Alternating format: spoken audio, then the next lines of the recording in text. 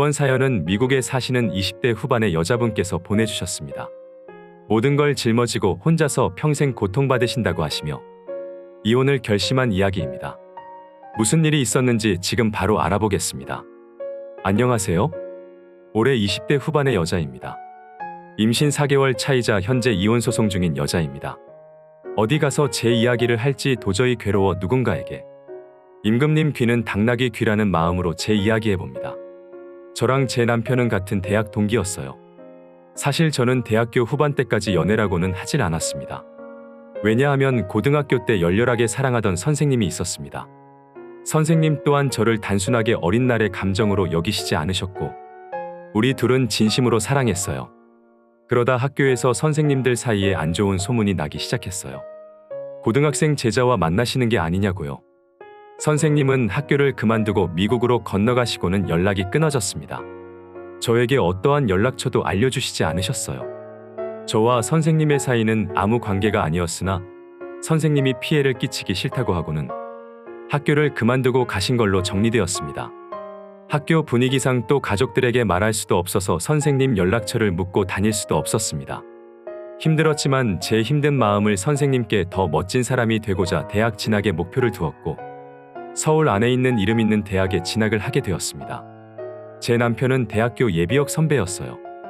연애에도 관심이 없었던 저에게 대학교 때부터 졸업 때까지 따라다녔으며 취직을 한 이후에도 언제나 저만 챙겼습니다. 항상 제가 일이 생기면 절 데리러 와주었고 밤낮으로 저만 챙기던 열정적이고 좋은 사람입니다. 그렇게 제 어린 날의 사랑은 마음을 정리하게 되고 남편과의 사랑에 저도 행복함을 느끼며 살게 되었고 저희 둘은 결혼 이야기를 하게 됩니다. 남편은 건설사를 다닙니다. 건설사의 특징상 해외로 몇 년씩 파견이 있습니다. 정말 일주일 전에 3, 4년씩 가는 사우디행이 결정되고요. 실제로 결혼을 서두르게 된 것도 남편의 중동행 이야기가 나와 결혼을 사유로 해외 파견을 한번 미루게 되어 진행되었습니다. 그렇게 모든 걸 서두르기 시작할 무렵 상견례를 하게 되었습니다. 남편은 20살 때부터 혼자서 살았다고 하더군요. 어머니는 어릴 때 돌아가셨고 아버지는 성인이 되고는 해외에서 일을 하신다고 들었습니다. 하지만 저희가 결혼하면 아버지를 모시고 집에서 살 거라고 하더군요. 그렇게 상견례 날이 되어서 저는 충격에 빠졌습니다. 남편의 아버지가 제 선생님이셨어요. 선생님은 제가 나올지 알고 있었나 보더라고요. 저는 너무 당황스러웠지만 그 자리에서 내색을 안 하고 있다가 다음날 선생님을 찾아갔어요. 이 결혼 못하겠다고요. 그러자 선생님은 자기 때문이라면 미국으로 들어가서 돌아오지 않겠다고 하십니다. 자신이 잘못했으니 결혼해라고 하더군요. 그러자 저는 화가 치밀어 올라 제가 다른 남자랑 결혼해도 아무렇지 않으세요? 라고 소리치니 괜찮다고 하시더군요. 그래서 저희 결혼했습니다. 남편 집안이 할아버지 때부터 지역 유지시라 경제적으로 넉넉했습니다. 선생님도 저랑 고등학교 때 이후로는 미국이 아니라 프랑스로 가서 미술 공부를 하셨다더군요. 결혼하고서 저희는 남편 집에서 가지고 있던 2층 저택에서 살았습니다. 시아버지는 1층을 사용하셨고 저희는 2층 방을 사용했습니다.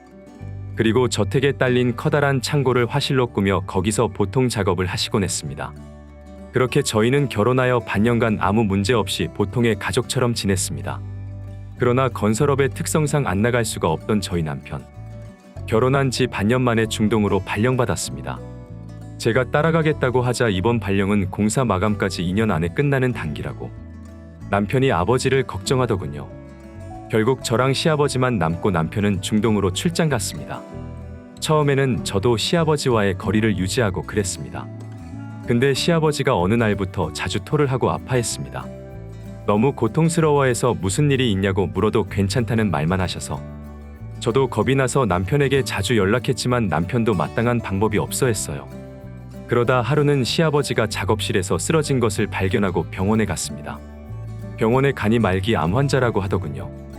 사실 시아버지는 자신이 말기 암 환자인 건 결혼 전부터 알고 계셨고 그것 때문에 아들 결혼을 서두른 거라고 하더군요.